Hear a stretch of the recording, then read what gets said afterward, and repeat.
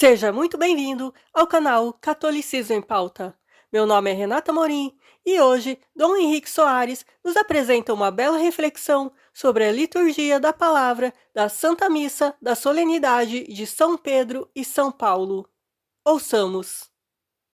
A graça, a paz, a bênção de nosso Senhor Jesus Cristo esteja com todos vocês. Hoje nós celebramos no Brasil a solenidade de São Pedro e São Paulo. É também o dia do Papa, dia do sucessor de Pedro, dia de rezar de modo especial pelo Santo Padre e de renovar, reatar, aprofundar nosso espírito de fé no seu ministério.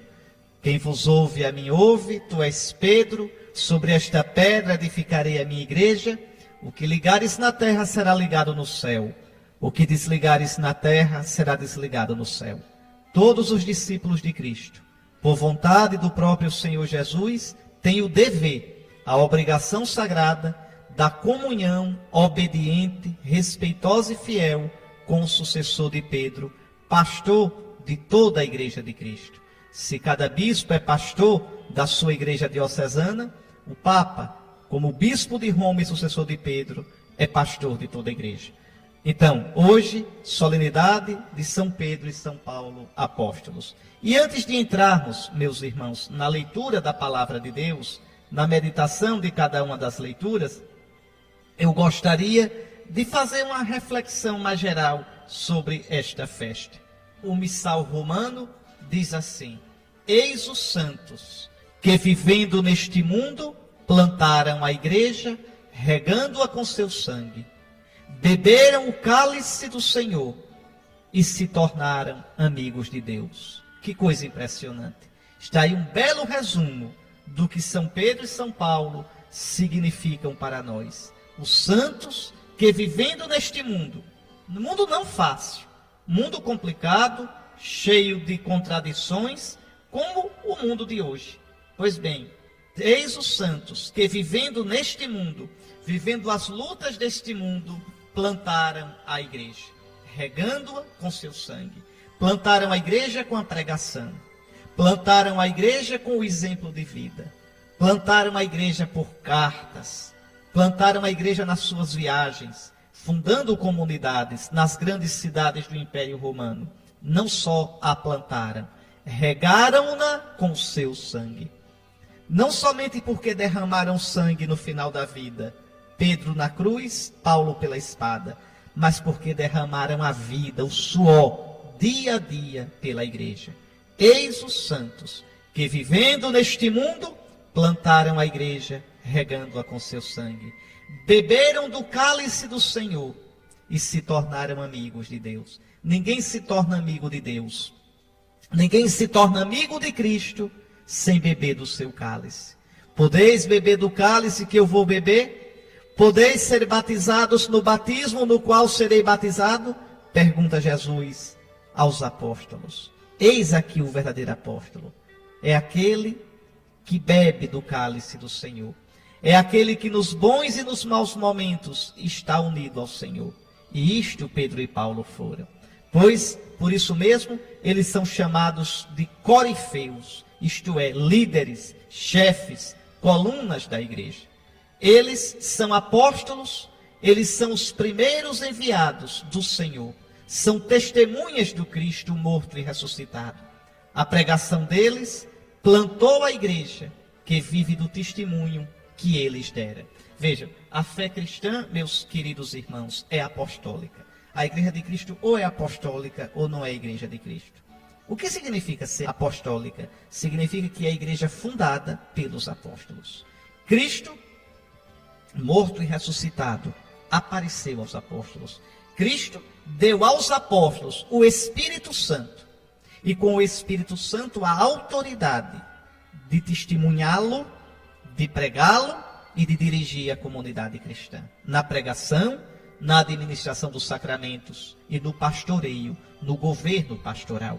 Então a igreja de Cristo não é um galpão sem porta nem janela. A igreja de Cristo é aquela igreja que ele fundou e a entregou a Pedro e aos demais apóstolos. Então esses apóstolos são os primeiros enviados do Senhor. Você pode ver isso, muito bonito, a missão apostólica, no Evangelho de São Mateus, no capítulo 10. Você pegue aí, anote e olhe depois. Mateus 10, versículos 1 e seguintes. Jesus chama os que ele quis, constitui aqueles lá como 12. Existiam muitos discípulos de Cristo. Dentre os discípulos, Jesus escolhe os 12. E dos 12, o primeiro é Pedro. Mateus chega a dizer, primeiro Simão, também chamado Pedro. Olhe lá o capítulo 10 de Mateus. Primeiro Simão, também chamado Pedro. Em todas as listas dos apóstolos do Novo Testamento, Pedro é o primeiro. E Judas Iscariotes é o último porque foi traidor. E Mateus diz, protos, primus, aí vem o nome primado, Pedro. Então, a igreja de Cristo é apostólica, não é apostólica porque eu inventei esse nome e disse, minha igreja é apostólica. Não. Não é apostólica só porque eu digo, não, eu sigo a Bíblia, que é a doutrina dos apóstolos. Não. Se você lê a Bíblia por conta própria, não é uma leitura apostólica. A igreja é apostólica porque nasceu dos apóstolos. Porque seus pastores são legítimos sucessores dos apóstolos. E porque guarda íntegra a pregação apostólica. E a pregação apostólica, meu querido irmão, minha querida irmã, escute bem o que o bispo vai dizer. A pregação apostólica não é simplesmente a pregação da Bíblia. Quando os apóstolos começaram a pregar, nem existia Novo Testamento. A pregação apostólica é aquela que é feita pelos legítimos sucessores dos apóstolos, os bispos em comunhão com o Papa, e dentro da fidelidade à tradição apostólica. A tradição de 2000 anos atrás. Não é só a Bíblia. A Bíblia faz parte desta grande tradição, mas a Bíblia não é toda a tradição da igreja. Tanto que várias vezes São Paulo vai dizer, o que ouvistes de mim, o que aprendestes de mim, sede fiéis às tradições que nós vos ensinamos. Está lá, pode ler na primeira carta a Timóteo, carta a Tito, pode olhar. Então, não é somente a Bíblia. A Bíblia ela é apostólica quando ela é lida dentro da tradição apostólica. Se a Bíblia for lida simplesmente pela cabeça de quem está lendo, já não é mais a palavra de Deus, já não é mais tradição apostólica. É um livrinho que eu peguei para depois fundar minha igreja particular aí, privada, fazer um negócio. A Escritura diz, está lá na carta de Pedro, nenhuma Escritura é para interpretação individual. A Escritura foi dada à igreja. A Escritura nasceu na igreja. A Escritura nasceu, meus irmãos, de livros que eram lidos na missa, na liturgia. Então não é botar a Bíblia debaixo do braço e dizendo o que eu quero, não. Aí já não é mais leitura apostólica da Bíblia. Então, os apóstolos são os primeiros enviados do Senhor. Aliás, a palavra apóstolo quer dizer isso, não é? O apóstolo é o enviado. Como o Pai me enviou, também eu vos envio. Apóstolos, enviado. Então veja, enviados do Senhor são as testemunhas do Cristo morto e ressuscitado. A pregação deles plantou a igreja. E a igreja vive do testemunho que eles deram. Você pode olhar também Mateus, capítulo 28, versículos 18 a 20. Jesus diz aos 12, ide por todo o mundo. Pregai o evangelho. Dentre as nações fazei discípulos meus. Batizai-os em nome do Pai, do Filho e do Espírito Santo. Quem batiza é a igreja. Então você tem que entrar na igreja, não adianta. E a igreja é apostólica. Vamos ser um pouquinho esses apóstolos. Pedro foi discípulo da primeira hora de Jesus. Lembre, logo no início do evangelho, Jesus passando pelo mar da Galileia, viu Pedro e André jogando as redes ao mar e os chamou. João diz que antes mesmo disso, Tiago e André eram discípulos de João Batista e já seguiram Jesus. E André chamou Pedro. Vinde e vede, encontramos o Messias. Então já ali, Pedro é discípulo da primeira hora. Seguiu Jesus durante todo o período da sua pregação. Recebeu do Senhor o nome de Pedra. Pedro é o nome que Jesus deu a Simão. Pedra, Kefa em aramaico, que em grego ficou Cefas. Pedra, a pedra.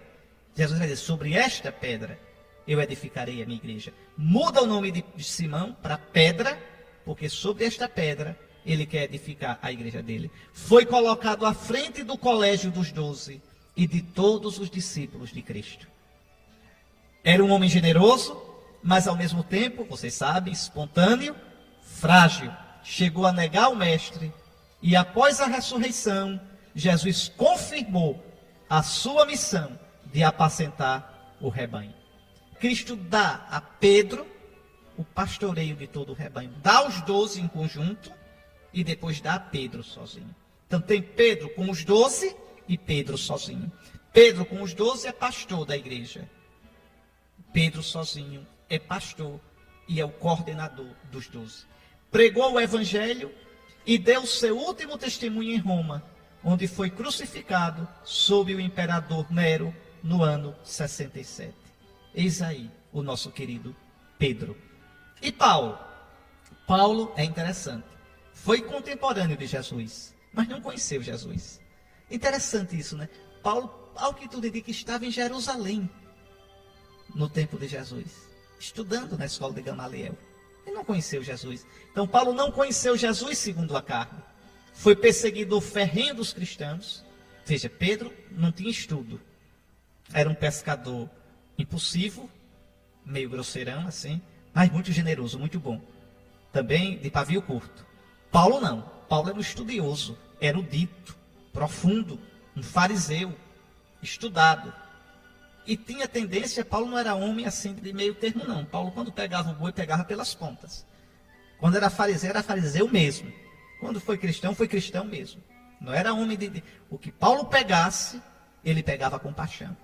Tanto que você vê, ele perseguia os cristãos. Estevão, nosso primeiro irmão a morrer por causa de Cristo, estava lá o dedo de Paulo na morte de Estevão. Os Atos dos Apóstolos dizem, as testemunhas colocaram as vestes de Estevão aos pés de um jovem chamado Saulo. Impressionante. Então Paulo foi perseguidor ferrenho dos cristãos, até ser alcançado pelo Senhor ressuscitado na estrada de Damasco. Jesus ressuscitado o fez apóstolo. Ele pregou o evangelho incansavelmente pelas principais cidades do Império Romano e fundou inúmeras igrejas. Igrejas quer dizer dioceses, igrejas quer dizer comunidades cristãs, da única igreja de Cristo, una, santa, católica e apostólica. Uma coisa interessante, viu? Você lembra, o cristianismo nasceu nas cidades. Nas cidades. Paulo pregava nas grandes cidades, não nas pequenas cidades ou na roça. Nas grandes cidades, por dois motivos. Primeiro, porque ali tinha sinagogas. Paulo era danado, Paulo ia para as sinagogas, pregava lá, e tanto escutava a pregação de Paulo os judeus, como escutava os pagãos simpatizantes do judaísmo. Como era o nome dos pagãos simpatizantes do judaísmo? Os tementes a Deus. Tanto que muitas vezes no discurso Paulo diz, judeus e vós que temeis a Deus, quer dizer, vós tementes a Deus, são pagãos simpatizantes do judaísmo. Esses pagãos, em geral, se convertiam tudo ao cristianismo. Daí a raiva de morrer dos judeus. Esse Paulo maldito vem pregar na sinagoga e ainda rouba o nosso povo. Então, Paulo, em geral, pregava nas grandes cidades, primeiro, porque lá havia sinagogas. Segundo, porque nas grandes cidades era mais fácil de pregando ali o evangelho se difundir. E há um terceiro motivo, é que nas grandes cidades se falava grego, e o povo da roça não falava grego, falava a língua local. Não é porque o grego se espalhou pelo Império Romano todinho, desde a época de Alexandre Magno da Macedônia. Então, o grego era o inglês da época. Mas no interior, nos matos, na roça, o povo falava outra língua. Falava cada um a sua língua local e Paulo não sabia. Como é que se chamava o pessoal da roça naquele tempo? As roças, o campo, as malhadas se chamavam em grego de quê? Pagos. E quem mora nos pagos é o quê? Pagão. Então você tinha o pessoal da cidade e os pagãos. O pessoal dos pagos, da roça.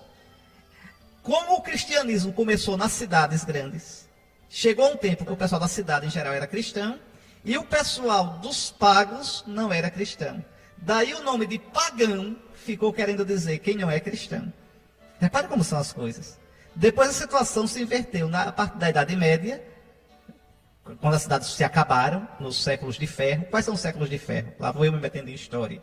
Séculos V, VI, VII, oitavo, nono, que foi o pior, até o 10º. Ali só foi destruição. A idade das trevas, que não é a idade média. Quem chama a idade média das trevas, ou está dizendo por má fé, ou por falta de conhecimento. Está certo? Idade média não tem nada de idade das trevas. Agora, os séculos de ferro, do século V, VI até o 10º, foram séculos de treva. E por quê? Porque se construía, os bárbaros vinham e destruíam. Então foram 500 anos, tudo que se construía, os bárbaros destruíam. Tocavam fogo, acabavam.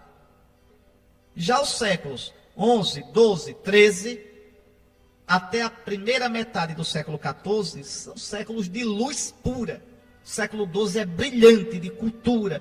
A Europa termina o século 13 com mais de 90 universidades na Europa. Como é que um século desse é de trevas? Olha uma catedral gótica cheia de luz. Como é que um século desse é de treva? Então, tem que entender isso. Aí, nesses anos obscuros, séculos V, VI, VII, VIII, IX, 10º, a igreja vai para a roça. Por quê? Porque desaparecem as cidades. Os bárbaros acabam com tudo.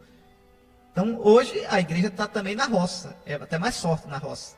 Mas ela começou nas cidades grandes. Os apóstolos pregavam nas grandes cidades. Pois bem, Paulo pregou o evangelho incansavelmente pelas principais cidades do Império Romano. Combateu ardentemente pela fidelidade à novidade cristã. Paulo foi o primeiro grande teólogo da igreja. Paulo e João, os grandes primeiros teólogos, e Paulo maior ainda. E foi Paulo que melhor explicou como Cristo não cabe mais no judaísmo. Cristo vem de Israel, Cristo é judeu, mas ultrapassa Israel. Foi Paulo que deixou claro que o cristão não está mais obrigado a cumprir a lei de Moisés. Paulo deixou claro, o cristão não está mais obrigado a nenhuma obra da lei. Não é qualquer obra. As boas obras, as obras por amor de Cristo, o cristão tem de praticar. Mas as obras da lei, o cristão está dispensado. Por fim, foi preso e decapitado em Roma, também sob o imperador Nero, no mesmo ano que Pedro. Você pode ver um pouco de Paulo, o apostolado dele, o amor dele, vale a pena, viu? Lendo segunda carta aos Coríntios, capítulo 11, versículo 18, até o capítulo 12, versículo 10. Eu vou repetir. Segunda carta aos Coríntios, 11, versículo 18, até 12, versículo 10. Então vale a pena ler o zelo, o amor desse apóstolo. Então esses homens são gigantes na fé. Foram fiéis à missão recebida. As palavras de Paulo servem também para Pedro. Combati o bom combate, completei a corrida, guardei a fé. Você vai escutar isso hoje na segunda leitura. Tanto Paulo quanto Pedro podem dizer isso. Ambos foram perseverantes, generosos na missão, naquela missão que o Senhor lhes confiara. Entre provações e lágrimas, eles fielmente plantaram a igreja de Cristo, buscando não o próprio interesse, mas os interesses de Jesus Cristo. Ambos experimentaram também dia após dia a presença e o socorro do Senhor. Paulo, como Pedro, pode dizer: agora sei de fato que o Senhor enviou o seu anjo para me libertar, como a gente vai ouvir na primeira leitura da missa de hoje. Então, tanto Pedro quanto Paulo experimentaram a presença do Senhor. Tanto Pedro quanto Paulo experimentaram sofrimentos, provações pelo Senhor. Aliás, essas são as características, essas são as provas do verdadeiro apóstolo. Ambos viveram profundamente o que pregaram. Pregaram Cristo com a palavra e pregaram Cristo com a vida. Tudo dando por Cristo. Pedro disse com acerto: Senhor, tu sabes tudo. Tu sabes que te amo. Paulo exclamou com verdade: para mim viver é Cristo. Minha vida presente na carne, eu a vivo na fé do Filho de Deus, que me amou e se entregou por mim. Dois homens, meus irmãos, dois homens, mas um só amor, e um amor apaixonado: Jesus Cristo. Jesus Cristo. Ser cristão, ser apóstolo, é uma questão de amor a Jesus. Nosso Senhor não chama o bispo, não chama o papa, não chama o padre para fazer coisas. Nosso Senhor chama a gente para amá-lo, para ser dele, para viver como ele, sentir como ele, falar como ele, por amor a ele. todo o nosso fazer, toda a nossa obra brota disso, do amor a Jesus. Portanto, 2 homens, mas um só amor e apaixonado, Jesus Cristo.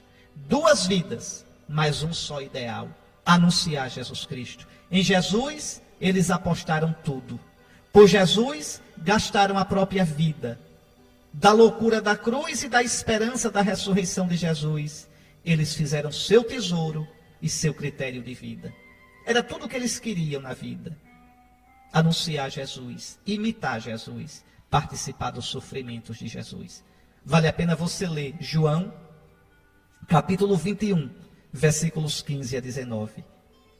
Jesus vai dizer a Pedro: quando era jovem, tu te cingias e ias onde queria. Um dia, Pedro, eu vou te cingir.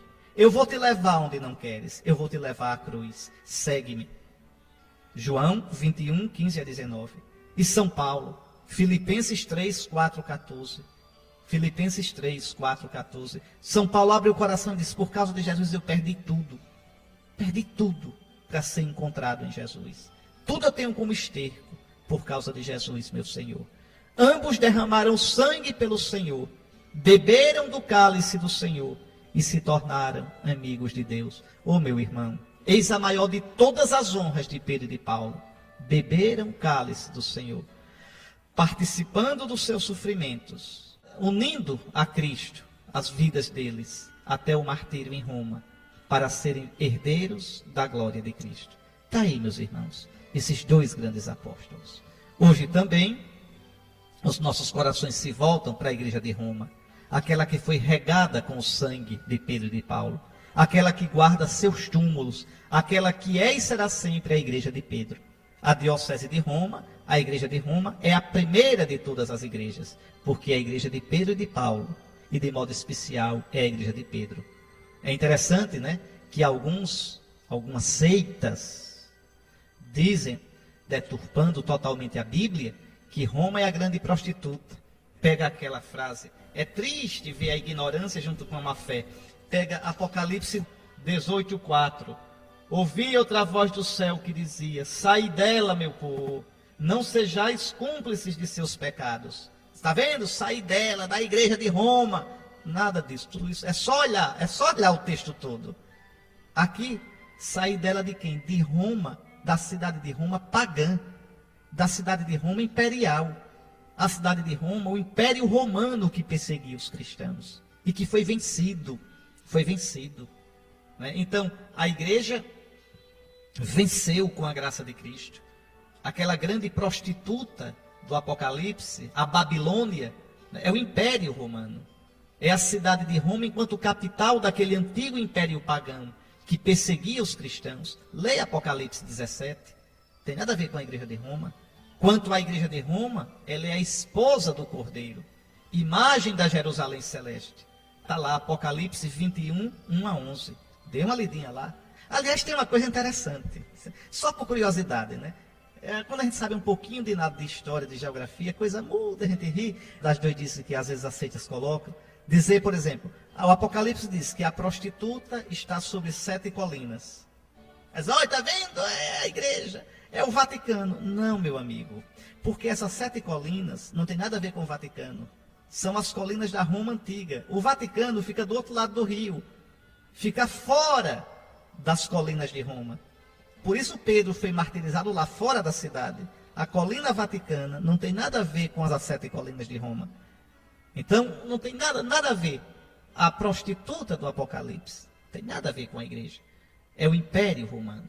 A igreja, no Apocalipse, é a esposa do Cordeiro. É a imagem da Jerusalém celeste. E repito, Apocalipse 21, capítulos 1 a 11. Nós conhecemos e veneramos o ministério que o Senhor Jesus confiou a Pedro e aos seus sucessores. Está lá no Evangelho. Está lá no Novo Testamento todo.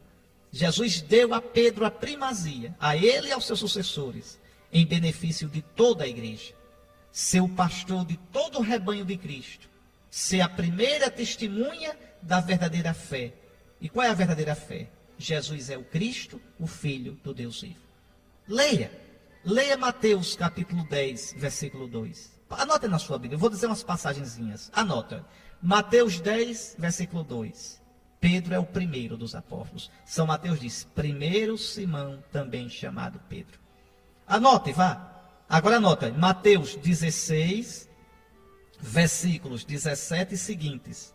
Cristo diz claramente, tu, Simão, tu és pedra. Pedro, pedra. Kefa, tu és pedra. E sobre esta pedra eu edificarei a minha igreja. E as portas do inferno, bem que vão tentar, mas não prevalecerão contra ela.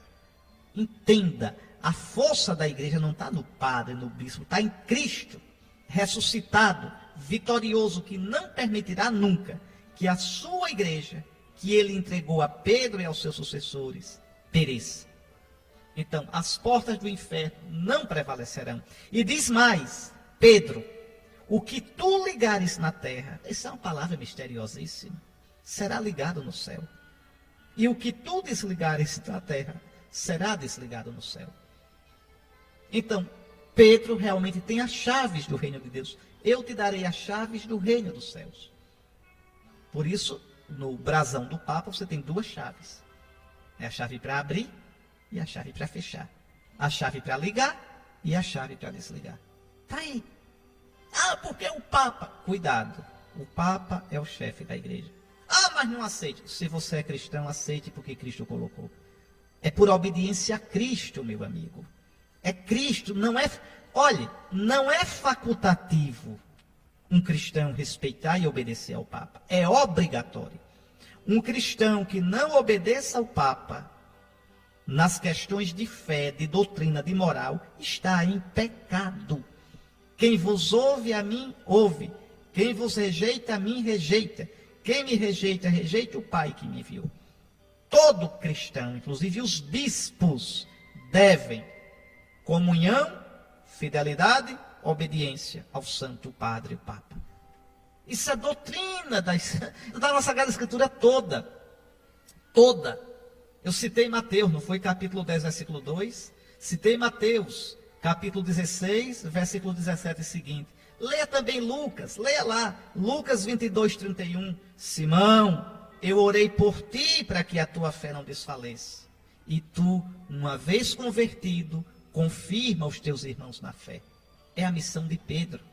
Veja como Pedro é o chefe da igreja, como ele sempre ocupa o primeiro lugar na responsabilidade. Dois exemplos. Anote aí, João capítulo 20, versículos 3 a 8. Pedro e João correm para o túmulo. João é mais jovem, Pedro é mais velho. João chega primeiro, não entra. Espera que Pedro chegue e entre. Só depois ele entra. Olhe Atos, capítulo 1, versículos 15 e seguintes. Quem é que determina a eleição do sucessor de Judas? É Pedro. Olhe Atos 2, 14 e seguintes. Quem é que pune Ananias e Safira? É Pedro. Olhe Atos 2, versículos 3 e seguintes. Pedro, sempre Pedro dirige a igreja. É Pedro quem discursa pela primeira vez em Pentecostes. Vejam Atos 5, versículos 1 a 11. Quem é que primeiro introduz pagãos na igreja? Não é Paulo, é Pedro. Batiza Cornélio e a família dele todinha. É o primeiro batismo em massa de pagãos. Foi batizado homem, mulher e menino. Batizou-se Cornélio e toda a sua casa. Não diz menos as crianças. Não diz todos os adultos da sua casa. Todos da sua casa. Como também o carcereiro de Filipos. Ele e toda a sua família foi batizado. Então veja. Pode olhar essas citações que eu estou dizendo a vocês. Vou repetir, viu? Só dos Atos dos Apóstolos. Atos 1, versículos 15 seguintes. Atos 2, versículos 14 seguintes. Atos 2 também, versículo 3 e seguinte. Atos 5, versículos 1 a 11. Depois pode olhar primeiro aos Coríntios, capítulo 15, versículos 3 a 5. São Paulo diz que Jesus ressuscitado apareceu primeiro a Pedro. A Pedro. Num pequeno credo, Paulo diz, eu recebi do Senhor o que vos transmiti. Eu recebi, eu aprendi na igreja. Cristo morreu pelos nossos pecados, foi sepultado, ressuscitou, apareceu a Cefas. Está vendo? Depois aos 12, depois a Tiago, a mais de 500 irmãos e depois a mim. Apareceu a Cefas. Não foi a Madalena. Aos apóstolos, dos apóstolos, o primeiro foi Pedro. Interessante que São Paulo não diz apareceu a Simão, diz apareceu a pedra, apareceu a Cefas. Já disse a você, Cefas, em grego, é a tradução de Kefa, em aramaico. Pedra, certo? Então, é muito interessante isso. Lembre, Pedro é pedra. Sabemos com certeza de fé que a missão de Pedro perdura nos seus sucessores em Roma. Mas aquele Papa foi pecador, aquele Papa... Mais pecador de todinhos foi Pedro que negou Jesus. E Jesus o confirmou. Porque entenda, meu irmão, Pedro não é pedra pela força dele. Pedro não é pedra porque é o bacano. Pedro é pedra por causa de Cristo. É Cristo que faz de Pedro ser pedra. Eu orei por ti, para que a tua fé não desfaleça. Eu orei por ti. Tu nunca ensinarás um erro de doutrina, porque eu te sustento. Veja, não é porque tu és santo, não é porque tu és grande. Essa semana eu tinha escrito um artigo sobre essa questão dessa moda que está agora, essa propaganda enorme de homossexualidade em televisão, em tudo. E aí uma pessoa me mandou um e-mail, abusado, né? Disse, como é que a igreja fala sobre isso? Ela não tem moral para isso, tem padres que são homossexuais, tudo. Eu digo, meu amigo, você entendeu tudo errado. Quando a igreja fala sobre moral, quando a igreja ensina uma coisa, não é porque a gente é ótimo, maravilhoso, não. A igreja ensina porque Cristo a mandou ensinar. E a igreja diz o que é certo e o que é errado, porque aprendeu de Cristo o que é certo e o que é errado. Então, é um engano muito grande a gente achar que a força da igreja está na gente. E que a igreja é santa por causa dos padres. Não, a igreja é santa por causa de Cristo. Quanto aos nossos padres, quanto aos nossos leigos, eles têm suas fraquezas e devem corrigir. Não estou falando agora só de sexo, não, viu? Estou falando das fraquezas dos nossos pecados. E é uma luta a vida todinha. Não é à toa que na missa a gente começa dizendo, confessemos os nossos pecados. Confesso a Deus Todo-Poderoso. E antes de comungar a gente diz, Senhor, eu não sou digno. Ninguém diz que é santinho, não. Que é impecável, não. Quanto aos padres, é claro, devem ter uma vida reta. E quando não tem, devem receber a devida correção, o devido conselho por parte do bispo. Mas daí a dizer que a igreja não pode falar porque tem pecadores no meio dela, desde o início. Começou cedo. Judas traiu. Pedro negou. Tomé duvidou. Os 12 fugiram. Mais do que isso, não sei o que é que vocês querem. Se quiserem mais, olha a primeira carta de São Paulo aos Coríntios, o pau comendo, os cristãos brigando. Olha a segunda carta. São Paulo reclamando do trabalho que os coríntios davam. Olha a carta aos Gálatas. São Paulo passa pregando, depois chega outro despregando tudo e os Gálatas vão atrás. São Paulo se dana. Ó Gálatas insensatos. Então não é de hoje, nem de ontem. A igreja nunca disse que era um grupo de santinhos. A igreja ensina que ela é santa por causa de Cristo, o santo de Deus que a santifica. Então, nós sabemos com certeza de fé que a missão de Pedro perdura nos seus sucessores em Roma. O Papa será sempre na igreja o referencial seguro da comunhão na verdadeira fé e na unidade. Quando surgem, como ervas daninhas, tantas e tantas seitas cristãs e pseudo-cristãs, é a nossa comunhão com Pedro que é garantia de permanência seguríssima na verdadeira fé. Quando o mundo de hoje já não sabe mais se constrói, nem se regula pelos critérios do Evangelho, não sabe mais. O mundo de hoje é uma coisa triste, triste. A palavra segura de Pedro é para nós uma referência segura daquilo que é ou não é conforme o Evangelho. Olha, vocês desculpem, eu falei bem muito agora nessa introdução, porque depois eu vou fazer um pequeno comentário sobre as leituras, mas hoje eu queria realçar a figura de Pedro e de Paulo. Lembro, hoje é dia de rezar pelo Papa. E a sua coleta hoje na missa, o dinheiro que você der hoje na missa, é o óbolo de São Pedro. Esse dinheiro é mandado para Roma. Para quê? Exclusivamente para as obras de caridade que o Santo Padre tem pelo mundo inteiro. Só para vocês terem uma ideia, eu sempre gosto de dar esse exemplo. quando vê aquele tsunami enorme, não esse último no Japão, mas aquele que atingiu vários países da Ásia, o que o Papa mandou de dinheiro através da Caritas para reconstruir casas, e de muçulmanos, de budistas, são as obras de caridade do Santo Padre. Então hoje esse dinheiro tem esse sentido também, numa comunhão com o Papa, com o sucessor de Pedro, que também passa pelo nosso material, para ajudar aquele que é o nosso Pai comum nas obras de caridade que ele faz em nome de toda a igreja. Leitura dos Atos dos Apóstolos. Naqueles dias, o rei Herodes prendeu alguns membros da igreja para torturá-los. Mandou matar à espada Tiago, irmão de João. E vendo que isso agradava aos judeus, mandou também prender a Pedro. Eram os dias dos pães ázimos. Depois de prender Pedro, Herodes colocou-o na prisão, guardado por 4 grupos de soldados, com 4 soldados cada um. Herodes tinha a intenção de apresentá-lo ao povo depois da festa da Páscoa. Enquanto Pedro era mantido na prisão, a igreja rezava continuamente a Deus por ele. Herodes estava para apresentá-lo.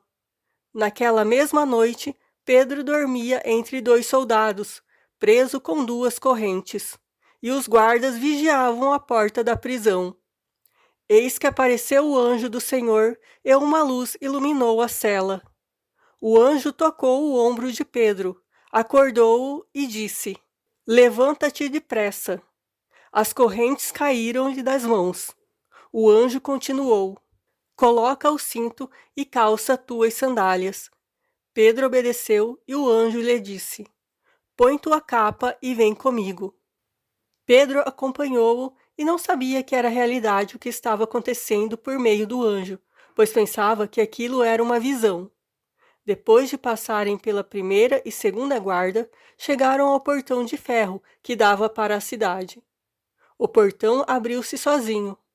Eles saíram, caminharam por uma rua e logo depois o anjo o deixou. Então Pedro caiu em si e disse: Agora sei de fato que o Senhor enviou o seu anjo para me libertar do poder de Herodes e de tudo o que o povo judeu esperava. Palavra do Senhor. Está aí, meus irmãos. Eu só queria chamar a atenção para algumas coisas assim bem simples. Primeiro, ser apóstolo de Cristo é participar dos sofrimentos de Cristo. O apóstolo verdadeiro do Senhor pode receber elogio e aplauso, mas vai receber muito mais crítica e sofrimento. E não se amargura, porque sabe que foi-lhe dada a graça não somente de crer em Cristo, mas de sofrer com Ele. Uma coisa aqui interessante, você veja, Cristo liberta Pedro da prisão, mas não vai libertar Pedro na hora da cruz. O Senhor liberta Pedro da prisão porque ele tem ainda uma missão a cumprir. Mas quando chegar a hora dele, ele vai morrer. Então, ser apóstolo não é viver no mar de rosas, não. É participar dos sofrimentos de Cristo. Tome a sua cruz e siga-me. Isso vale para todo cristão, de modo especial para um padre, para um bispo, para os apóstolos de Cristo, de modo especialíssimo para o Santo Padre. Eu já expliquei aqui. É por isso que o Papa usa sapatos vermelhos. A cor do sapato do Papa, de qualquer Papa, é vermelho. O vermelho escarlate, porque lembra o sangue. Lembra que os passos dele, os passos que o Papa deve dar, não são os que ele quer dar, mas para onde Cristo leva. Jesus diz a Pedro: outro te cingirá e te levará aonde não queres. Para onde? Para a cruz. Segue-me, segue-me. Eu dou um exemplo bem de agora. Veja, o Santo Padre institui o ano sacerdotal. Lembra? Aí o diabo pega exatamente para estragar tudo, porque sabe o fruto que dá para a igreja. Aí coloca tudo quanto é escândalo de vida sexual de padres tronchos, tortos, de 60, 40 anos atrás, e culpando o Papa que não tem culpa de nada. Nada dará nada. Hoje aqueles que noticiaram que o Papa encobriu, hoje reconhecem que o Papa nem sabia, nem era Papa naquela época, nem nada. Mas, veja, o diabo usa para quê? Para emporcalhar. Imagine a dor para o Papa. o sofrimento, mas faz parte. Não se pode seguir o Cristo sem sofrer. Mas o sofrimento purifica. O sofrimento purifica, fortalece, mantém na verdade, na humildade, a crisola. Então Jesus solta Pedro, mas chegará a hora em que Pedro será ligado na cruz e dará o testemunho dele. Outra coisa bonita que eu já disse. A igreja, enquanto Pedro estava sofrendo da prisão, a igreja rezava por Pedro. Que hoje a igreja reze por Bento XVI. Ele completou agora, na semana que passou, completou 60 anos de padre, no dia 29 de junho, dia de São Pedro. 60 anos de padre. Na homilia ele disse uma coisa linda. Ele disse 60 anos de amizade com Cristo. Já não vos chamo servos, mas amigos. Cristo me chamou amigo na minha ordenação. Que coisa linda. Ele diz, obrigado, Jesus, pela tua amizade. Por esses 60 anos de amizade. Pois bem, rezemos por Pedro. O maior presente que a gente dá ao Santo Padre é a nossa oração e a nossa obediência e fidelidade a ele no seu santíssimo ministério de chefe da igreja. De todos os temores me livrou o Senhor Deus. Bendirei o Senhor Deus em todo o tempo, seu louvor estará sempre em minha boca. Minha alma se gloria no Senhor, que ouçam os humildes e se alegrem. Comigo engrandecei o Senhor Deus, exaltemos todos juntos o seu nome.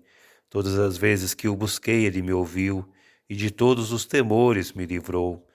Contemplai a sua face e alegrai-vos, e vosso rosto não se cubra de vergonha.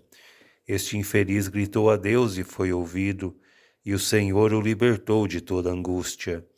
O anjo do Senhor vem acampar ao redor dos que o temem e os salva. Provai e vede quão suave é o Senhor. Feliz o homem que tem nele o seu refúgio. Leitura da segunda carta de São Paulo a Timóteo. Caríssimo, quanto a mim, eu já estou para ser derramado em sacrifício. Aproxima-se o momento de minha partida. Combati o bom combate, completei a corrida, guardei a fé.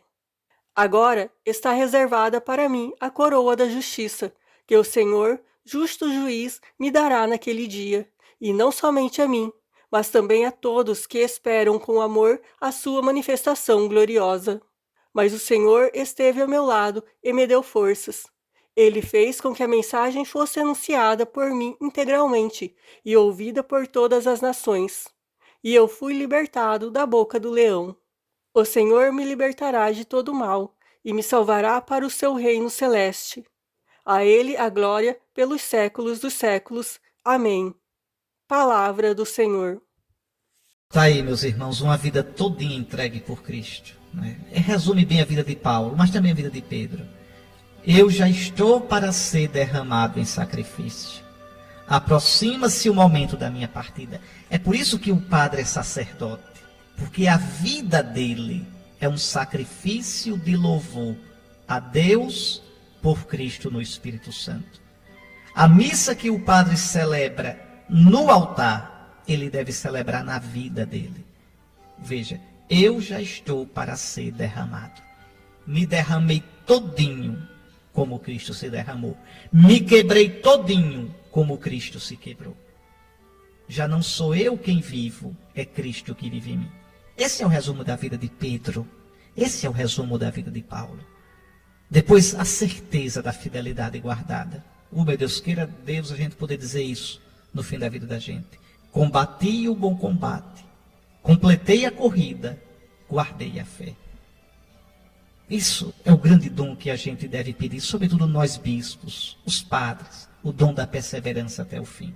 Agora está reservada para mim a coroa da justiça que o Senhor me dará. O Senhor esteve ao meu lado, me deu forças, está aí, e eu fui libertado da boca do leão. Ele me livrará de todo mal. Essa é a grandeza de Pedro, essa é a grandeza de Paulo. A fidelidade a Cristo, a comunhão com Cristo, nos seus sofrimentos, na sua cruz, para participar também da sua glória. Evangelho de Jesus Cristo segundo Mateus. Naquele tempo, Jesus foi à região de Cesareia de Filipe, e ali perguntou aos seus discípulos: Quem dizem os homens ser o Filho do Homem? Eles responderam: Alguns dizem que é João Batista, outros que é Elias, outros ainda que é Jeremias ou algum dos profetas. Então Jesus lhes perguntou: E vós, quem dizeis que eu sou? Simão Pedro respondeu: Tu és o Messias, o Filho do Deus vivo. Respondendo, Jesus lhe disse: Feliz és tu, Simão, filho de Jonas, porque não foi um ser humano que te revelou isso, mas o meu Pai que está no céu. Por isso eu te digo que tu és Pedro, e sobre esta pedra construirei a minha igreja, e o poder do inferno nunca poderá vencê-la. Eu te darei as chaves do reino dos céus. Tudo o que ligares na terra será ligado nos céus, e tudo o que desligares na terra será desligado nos céus. Palavra da salvação. Está aí, eu já comentei esse evangelho. Só lembro isso a vocês. Pedro é o próprio Pai que escolheu Simão. Imagine a cena. Jesus pergunta: quem dizem os homens que eu sou? Aí as opiniões são muitas. Como ainda hoje, cada um com a sua cabeça. Cada religião com sua teoria sobre Jesus. Aí Jesus olha para os apóstolos e diz: e vós, quem dizeis que eu sou? Aí sim, vós, meus discípulos. E com a sua própria inteligência, ninguém sabe quem é Jesus. É o Pai quem revela. Simão dá um passo para frente: tu és o Cristo, tu és o Messias, tu és o Filho do Deus vivo. Jesus diz: tu és feliz, Simão. O Pai te revelou isso. Não foi carne nem sangue, não foi tua inteligência. Veja, Pedro fala em nome da igreja toda. Ainda hoje é assim, minha gente. Quando o Papa fala, é a igreja quem fala. Nunca esqueçam isso. Quando o Papa fala, é a igreja quem fala. Quer saber o que a igreja pensa? Escute o Papa. E, pois bem, não foi carne nem sangue que te revelaram isso, foi o meu Pai. E já que meu Pai revelou a ti, Pedro, não a outro, revelou a ti quem eu sou, eu agora vou revelar a ti quem tu és. Porque tu foste escolhido pelo Pai. Eu vou te dar uma missão. Tu és pedra. Tu não sabias disso, agora vai ficar sabendo. Tu és pedra. Tu disseste quem eu era. Ninguém sabia. Pois agora eu vou dizer quem você é. Tu és pedra. E sobre esta pedra tão fraca, pela minha graça tão forte, eu edificarei a minha igreja. E olha, pedra, as portas do inferno não prevalecerão contra ela. Vão lutar, por dentro e por fora, mas não prevalecerão. Eu te darei, pedra, as chaves do rei. E o que tu ligares na terra, eu ligo no céu. O que tu desligares na terra, eu desligo no céu. Aqui tem uma coisa interessante, viu, meus irmãos? Repare São Paulo. São Paulo viu Jesus, não foi?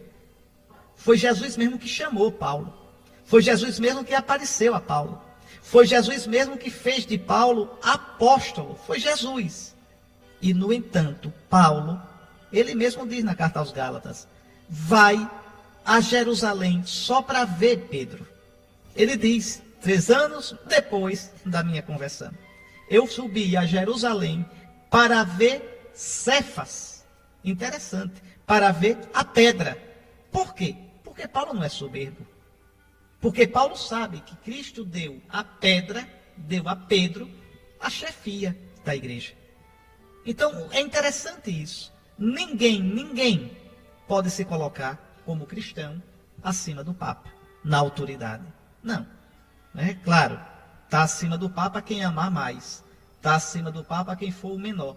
Mas não na autoridade de dirigir a igreja. De jeito nenhum, nisso não. Santidade pessoal, só Deus tem a medida. Eu não estou falando aqui de santidade pessoal. Eu estou falando aqui de missão apostólica. Pode olhar. A carta aos Gálatas, o capítulo 1. Veja, Pedro tem suas falhas. Tanto que depois, Paulo vai ter uma arenga com Pedro em Antioquia. Vai ter uma arenga. Uma coisa são as discordâncias da vida. Outra coisa é a obediência. É reconhecer a missão que Cristo deu. Olha lá, Gálatas, capítulo 1, versículo 18. Depois, 3 anos mais tarde, fui a Jerusalém para conhecer Cefas e fiquei com ele 15 dias. Ainda hoje a gente cumpre isso, viu? A cada 5 anos a gente tem que ir a Roma ver Pedro. Dom Lessa e eu estivemos lá o ano passado. A cada 5 anos, todo bispo, como Paulo, todo sucessor dos apóstolos, deve ir ver Pedro. Veja, para quê? Como diz São Paulo, para não correr nem ter corrido em vão. Porque nosso ministério de bispo, a gente é sucessor dos apóstolos igualzinho ao Papa. Um bispo, eu sou tão sucessor dos apóstolos quanto o Papa. Só tem uma diferença. O Papa, além de ser sucessor dos apóstolos, é sucessor de Pedro no primado dele. E por isso, todos os outros sucessores dos apóstolos devem estar em comunhão com o sucessor de Pedro. Pois bem, meus irmãos, vamos ouvir mais uma música e eu volto daqui a pouquinho para dar a bênção. Recordo, hoje a coleta da missa é o óbolo, quer dizer, a esmola de São Pedro. Desde a antiguidade, viu? Desde a igreja antiga. É interessante, Santo Inácio de Antioquia. Santo Inácio foi bispo de Antioquia, foi discípulo de São Pedro, foi sucessor de Pedro em Antioquia, porque São Pedro dirigiu a igreja em Jerusalém, em Antioquia e depois em Roma, e morreu em Roma. Pois bem, Santo Inácio, que escutou o evangelho dos apóstolos, ele quando foi preso e levado para Roma para ser devorado pelas feras, no ano 97 mais ou menos, ele escreve aos romanos e elogia a caridade dos romanos, que ajuda. A igreja de Roma sempre teve a tradução de ajudar economicamente as igrejas mais pobres. E isso ainda hoje se mantém. E o óbolo de São Pedro, a esmola que a gente dá hoje a São Pedro, ao Papa, é para isso, para que eles mantenham as obras de caridade. Então, o óbolo de São Pedro hoje.